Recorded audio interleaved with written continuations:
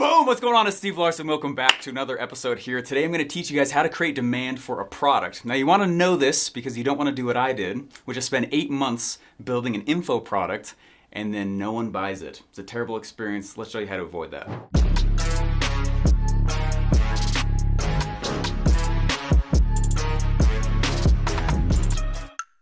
All right, so 3 easy ways to create demand for the product that you want to go launch before it's actually out is number 1, you need to actually prep the mind of those that you want to go and buy it. I'm going to talk to you about that in a second. The second thing though you need to go do is I need you to create as much of the product with your dream customers as you possibly can. And then number 3, go on tour. And let's go ahead and let's talk about that as well. That'll be the third thing. So number 1, what does it mean to prep the mind of the dream customer before they purchase it? All right, so I told you in the beginning here how I spent 8 months building a product and then nobody bought it. That's actually happened to me a couple times. I actually went through 34 product tries over 5 years. Any sane person gets a job by that point. What I finally learned and what cracked the code for me actually had nothing to do with the product itself. I kept thinking, oh my gosh, like the product's not good enough. If I just had the most perfect idea. And that's actually not what actually got me a lot of success. What this very video is about, how to create demand for the product before it's even out. And that's the big key. You have to prep the mind of the customer before they can even purchase it. Okay, so what does that actually mean? How do you pull this off? One of the most biggest successes that I've ever had on the internet has actually come from me pulling back and giving myself a runway. And I need you to do that and think about it in this way. The biggest mistake I'll see people make and they don't create demand is they'll come out and they'll say, hey, my product, Steve Larsen, it's ready. I just finished it. How do I make money with it next week? It doesn't work like that, okay? I always tell them the biggest thing you can do is push the launch back. Think about the way Hollywood releases a product or movie. A year beforehand, they go and they start saying, hey, write this little preview in the middle of other movies, coming next summer, right? And it's this big thing and they just tell you a general month and time. But then what happens 6 months before that? Now there's a little bit longer of a trailer. Now what happens like 2 or 3 weeks before the actual thing is ready and it goes out to box office weekend? Well, the actors go on tour, they go out to different night shows and they're like, hey, let's watch that scene. What did you think about that? Check it out this weekend, folks, at box office. Does that make sense? And you want to be doing that same kind of a thing to launch a product, to create demand for a product and your product line. That is a skill set that is separate from building the product itself. This is a very simple formula that I like to use whenever I'm gonna go tell the people, hey, I gotta prep the mind that they're coming. I will go out and I usually give myself, and no one freak out on me here right, in the comments, but I usually give myself 2 to 3 months in order to prep the minds of the future buyers. 2 to 3 months. That's how long it takes me to create a good, successful launch. And when I follow that, usually it will result in a 5, sometimes 6-figure launch online. It's not an income claim, disclaimer, Evan Field disclaimed, sweet. Okay, but understand though that that's typically how it happens. In fact, one of my mentors taught me, he said, the difference between a 5-figure, 6-figure, and 7-figure launch on the internet is the amount of time that you actually planned it. How far out was the launch? How far out was it? That doesn't mean just push back and, Steve, does that mean I can't go start selling now? That's not what that means. That means that you need to not finish the product today and just start trying to sell it tomorrow, especially for the info products and the, a lot of the information products and products online that we sell. Does that make sense? So prep the mind of the person that you want to go sell to. I will do that by going and getting on podcast tours, and I'll go get myself interviewed a couple hundred times if I can. But Steve, I can't get on podcasts. I'm not Steve Larsen. Like, I totally get that. One of the easiest ways to go get yourself attention, one of the easiest ways to get people coming to you and recognition is for people to see you on other publications, other platforms. Are you talking? Are you known? It's one of the greatest tricks ever. I like to go and do a virtual summit sometimes before I go launch something. We'll call that a springboard. One of the most successful launches I did in 2020 was a 6-month product launch. It took me 6 months to prep the mind of the future buyer. And what I did is I was speaking at an event. I was like, how can I somehow softly tie that into the thing in 6 months? And then right after the event, we held our own to the same audience across the street.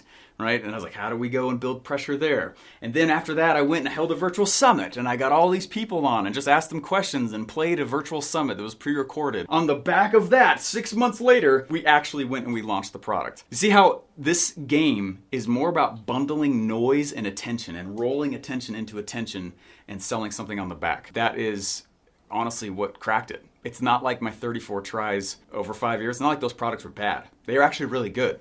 Your product is probably good. You just haven't prepped the mind of the future buyer. All right, let's talk about point number 2 here. Build your product as much as you can with your future dream buyer. It feels backwards and it might be kind of hard. I know that one of the reasons why so many of my earlier tries were so bad, my kind of failures, was because I kept building what I wanted to buy. Now that's very natural for a new entrepreneur, right? How does most product creation happen for entrepreneurs today? Go to friends and family, go to loved ones and trusted ones. Do you think that this is a good idea? Right? And they go, oh yeah, I would totally buy that. That's great. You should sell that. Right? Then what do? You go out and you start putting it together, then you walk back out to the marketplace and you're like, well, I built it. You said you wanted it. And they're like, oh, it's just not a good time for me right now. Right? That's the equivalent of usually the market research that a new entrepreneur, especially on the internet, does today. And you cannot create demand for your product like that. There's a big key piece I want you to hear. Consider stapling this on your face, all right? You don't buy your own product and you don't fill your own wallet. So your opinions on what you should build really doesn't matter. As long as what you're selling is ethical and moral, who cares what you sell? It's not about you building what you think is awesome. You're not the one buying it. You don't fill your own wallet, right? You have to learn how to figure out what the marketplace wants and build that. So that's why point 2 here is to build as much as possible your future product with your future dream buyers. As much as you possibly can, involve them in that. And so I used to go out and I would do exactly what I said. I would go out and I'd build these products and I put these pieces together and it was really cool. I built something that I thought was awesome, but I'm not my buyer. You are not your market and you do not represent your dream buyer, okay? And so one of the easiest ways to solve this huge problem, the solution for it, is frankly to build, like I said, as pieces of it with your future person. As much as you can involve your future dream buyer in the creation of the product itself, it's like a safety net, right? It's a parachute and a safety net for what you're gonna go create, all right? So this is how I like to do that. One of my big first successes on the internet, I built pretty much the entire thing with my future buyer. Okay. Now this is called the seed launch. I did not come up with this concept. This is just one of many launch types that involves the dream buyer in the creation of your product. Jeff Walker was the one who actually created and made this popular with his book Launch. It's a great book if you haven't read it. In this strategy, all I did is I asked my future buyers, hey, what are you struggling with? And I wrote whiteboards of just lots and lots of answers all over the place. I filled whiteboards with really small font. Then I went back and I spent a few weeks looking for patterns. It's like, oh my gosh, did you see? Everyone pretty much struggles with that, and that. Holy smokes, they're voting. They don't even know they're voting. They just voted, Steve Larsen, this is what we would buy from you. Then I went out and I didn't build the product. I went and I built the sales message for a future product that wasn't created. Then I went and I started selling it. And I told them in the pitch, this is not done yet. All right, there's room for you to be a total unethical jerk here. Don't, okay? Right, tell them, I said, it's not built yet. But the first part is coming out in 2 weeks. So go ahead and purchase. I'll give you the early bird pricing. Tell me what it is that you're struggling with this specific topic. That first topic was the first part of the product. So I literally sold it and then built the thing. Then I went the next week and I sold it and built the next piece. And I built it 1 week ahead of them over 6 weeks. And by the time 2 months had happened, I had 6 figures in my hand from a product that was not done yet. This is one of the ways to make sure that what you're creating is actually very successful because you are literally building exactly what they want from you. Does that make sense? Now, Steve Larsen, I'm not selling info products. I'm in SaaS, I'm an e-com, I'm a coach consultant. That's fine, but you still can ask yourself, what is it about the thing that I sell that I actually could include the dream buyer in as much as possible? That helps tremendously. It actually is security for you in your efforts. You're not only doing the second step here, which is to actually build as much as you can with the person, but you're actually also doing some of the first step I already talked about. You're prepping the mind while you sell them. Now I want to get into point 3 of this whole video here, but before I do want to remind you, you probably have not subscribed or rated this video. Even if you hate it, just tell me in the comments below. This has been the most worthless thing on the face of the earth. Just let me know below. If it's been helpful and you're like, oh, I see why my last product didn't work very well, also let me know. Go ahead and click the like and the subscribe button to get more of my videos. Let's go into point number 3 here. Point number 3 is to take your product on tour. And you need to take your creativity on tour as well. I think one of the biggest mistakes I've made in the last 5 years of me being an entrepreneur on the internet, I've made millions of dollars now. It's been great, but one of the things that has really messed me up is that after I did those 34 product tries, I did another 46 after that were successful. But why 46? One of the things that we started identifying was that I got so addicted to, and I figured out how to get demand for my products, which is why you're here and how to learn that I just got addicted to the launch. And so I was like, let's make the next thing. Oh my gosh, that was fun. Let's do it again. Let's do 2 at the same time. Oh, it's like this huge symphony of chaos. It was very, very exciting, but There's no reason to do that. While at the same time, I had buddies who were doing that to one product. And instead of unleashing their creativity on more products and more launches, on building more products with more people, like instead all they did is they shifted their creativity from that activity to how can I just get more people to see it? And that's why I say the third thing you should do here is really take your thing on tour. As soon as you have a product, especially for the internet, my friend, as soon as you have a product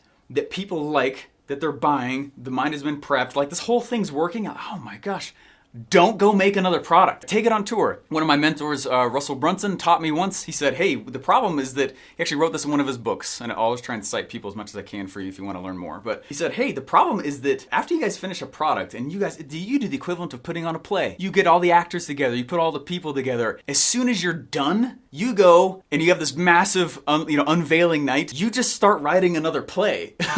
Stop. Take the thing on tour. It was a success. The actors already know the lines. You've already figured all the pieces out. There's a lot to getting this internet game working. And so take it on tour. So what I like to do when I take a product on tour is kind of similar to what I was saying before. The internet is content, right? What is the internet? It's a bunch of servers, right? But what makes up the internet? Content. You have to get in the content game if you're going to go take your thing on tour and make this evergreen. You're going to do that with ads if you choose to do paid ads. You're going to do it with podcasts or videos or other forms of content. You're going to get yourself interviewed, but you have to shift your creativity, right? Stay away from the dangerous addiction of continuing to say, oh my gosh, like I got to go launch something else. Shift that creativity and instead take your product on tour. And know, while we've done well on the internet, I would have done much better, much faster if I would have just focused and chopped out 90% of the projects I've done in the last 3 years on my own. Hey, if you've liked this video, I do have a gift for you. I am obsessed with rich, dead marketers. These are guys that did not have the internet. And how did they sell? How did they launch? And they didn't have this amazing tool like you and I have called the internet. So I went and I taught a course, and you can actually get that at makelaunchesgreatagain.com. Go to makelaunchesgreatagain.com and you'll see what these patterns are that when you use the internet to apply, the internet becomes this amazing tool and it's no longer a crutch. Enjoy makelaunchesgreatagain.com.